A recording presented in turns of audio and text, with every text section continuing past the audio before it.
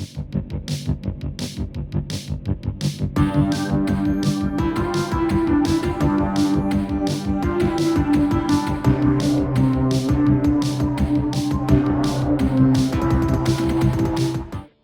year is 2008.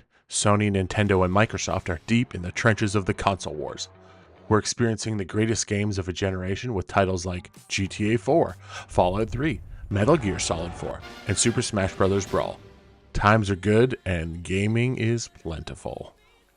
Under a sea of incredible genre-defining titles, a little indie game managed to sneak its way onto PCs and begin its journey to become the cult classic that it is today, World of Goo. The plucky, physics-based tower builder quickly became a fan favorite and proved that the indie scene was able to continue its innovation in the gaming sphere. Fast forward a whopping 15 years, and we've finally been blessed with the follow-up that proves that the formula of grabbing small, goopy balls and stacking them on top of each other is still as satisfying and frustrating as it was back in 2008.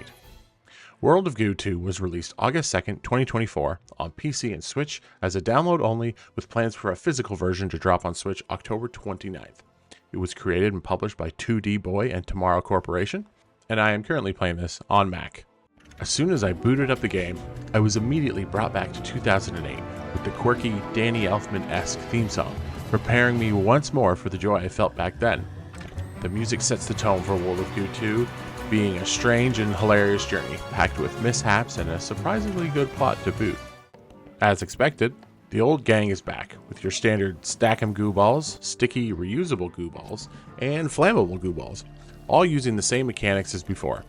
With the new iteration, there are a few new types of goo balls to harness and save, and new ways to do so. For example, a symbiotic squid creature that generates goo in its base form, shooting goo in whichever direction you choose.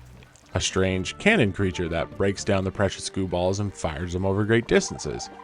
And a new translucent goo ball that takes on the properties of other goo and liquids. Not only are you trying to build your towers, but you're also planning cannon routes, goo tubes, and various other absurd tactics to save the goo. A great new variety to keep the game feeling new and fresh while still holding the charm from the original. The game's plot is virtually the same as the first. You work for the totally not nefarious World of Goo Corporation. Your task is to use these cute, slimy creatures to build structures to rusted pipes.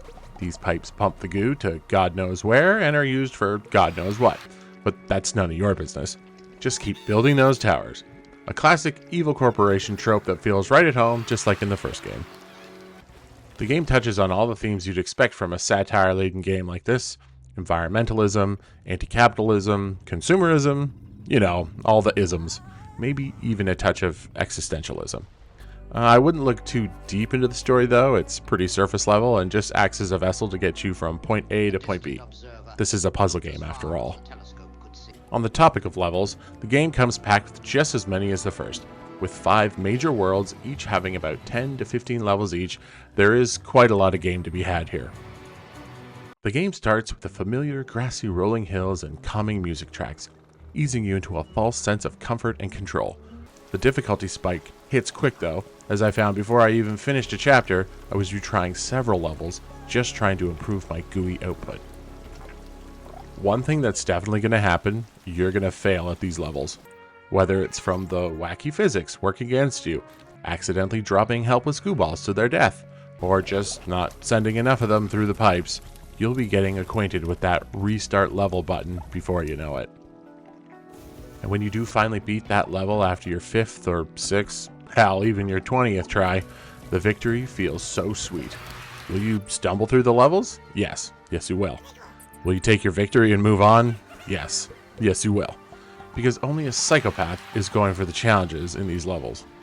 Getting all the extra goo balls even rewards you with the coveted OCD title on that level, almost mocking the insanity expected from the player for getting all the goo balls in one level. Now, maybe I'm just bad at the game, or average at best, but seeing the amount of goo balls you need to save to complete a challenge on even the early levels left me baffled. Not only are you expected to save a much higher amount than expected, there's also a limited amount of moves you're allowed to make as well, and not to mention all of this needs to be done under strenuous time constraints. Needless to say, I appreciate this game, as something where I simply complete each level and move on. There is a ramped up level of challenge to be had here, but I will not be partaking in it. For all of the hardcore veterans, these challenges will be your bread and butter. For average Joes like me, you'll be happy to just move on to the next level. The art style is obviously the same, although the resolution is higher after all these years. Like the music, the graphics are clean and well animated, giving it a charming look and feel.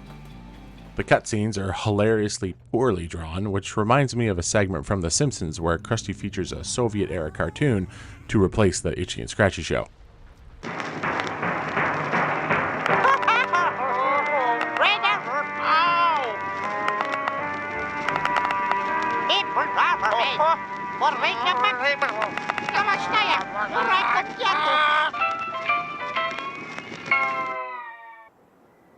What the hell was that? The game is chock full of silly humor that will have you laughing out loud while simultaneously crying from your failures.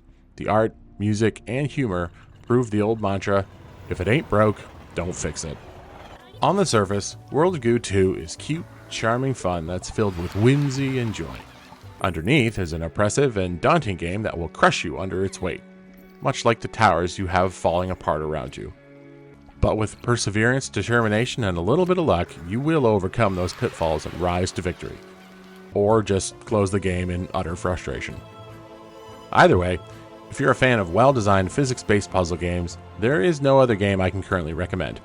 World of Goo 2 is currently available digitally on Switch and directly through their website. Currently, there has been no mention of if this is coming to Steam in the near future. So if you're looking to play it on Steam, best go to their website. Thanks for watching my review of World of Goo 2. I hope you enjoyed it. If you did, please hit that like button. If you're watching this and want to see more, hit the subscribe button as well. Thanks again, and I'll see you on the next one.